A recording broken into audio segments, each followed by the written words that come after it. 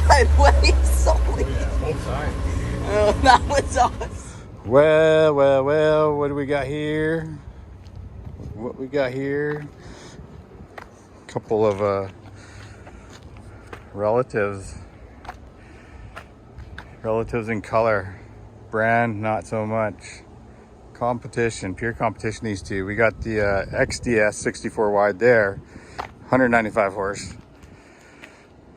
Over here, we got the base model, 181 horse, Razor Pro XP.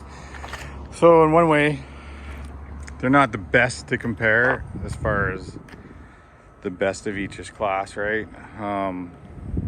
But they're pretty darn close here. I mean, it doesn't matter that there's ride command in there or not for what we're gonna do and compete these guys against each other. It doesn't matter about that.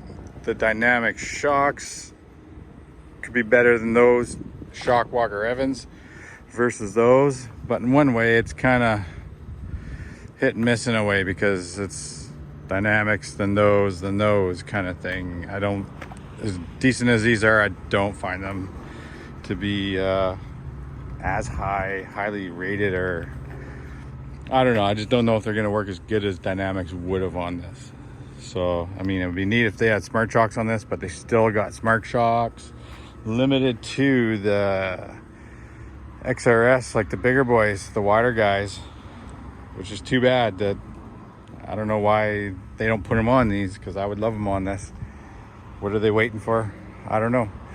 But so yeah, they're pretty close and comparative. I mean, yeah, there's a little more horsepower. They both deliver it in a different way. 3-cylinder engine here, 2-cylinder. But it's just the way they put it out. I noticed it right away. I noticed the suspension right away. I noticed the delivery of the power right away. How it's totally different, you know, from whatever it is, from clutching to the motor to the whole system versus that one, right? They're just set up, same idea, but they're set up so different. So we're gonna like check them out, and I think it's a great comparison either way. Really close. If you're in the market for a unit that is 64 wide, fast, still comfortable. They're both kind of laid back styles in a one way. This one you do have a little more visibility, you're a tiny bit more upright. This one you're a little more laid back deep, and it goes on and on. Like they're the two closest of opposite companies to compete now, right? That are becoming similar is what I'm trying to say. So if you had $31,000 in your pocket right now, you could buy that plus all the taxes, all that stuff. But 31,000 and then 27 this, you throw a few more thousand and you've kind of brought it up to this much closer.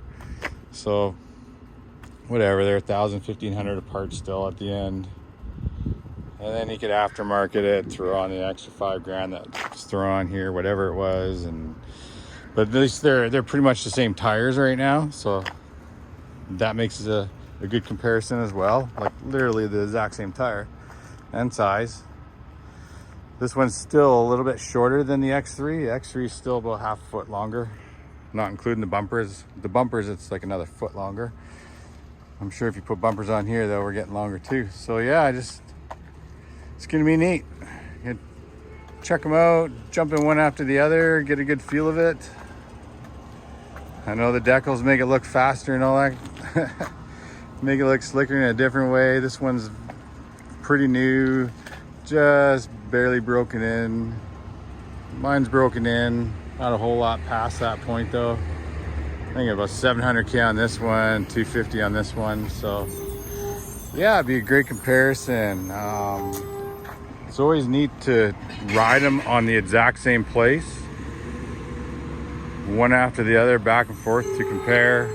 It gives you a real idea of what the differences are. So we'll check that out, get some good footage there, hopefully with some jumps and some straightaways, and maybe even get them to race against each other. It'll be pretty interesting. Nobody can say anything was different same width, same tires. Motor versus motor in a way. So, oh man, I wanted to get the windshield off. We're not gonna have time to do that though. But it's gonna be hot in there. See what the temperature's like. It's supposed to be pretty warm. Maybe cooled down by the weekend. I think Thursday's gonna be hot as heck. So yeah, they're both gorgeous machines. This one's a little bit different to tuck yourself into, open the door and get yourself buried in there. This one, even though it's a little more laid back and then the seats are now lower, it is still a more easy to just kind of sit in, turn the key and go. A little more quicker in that way.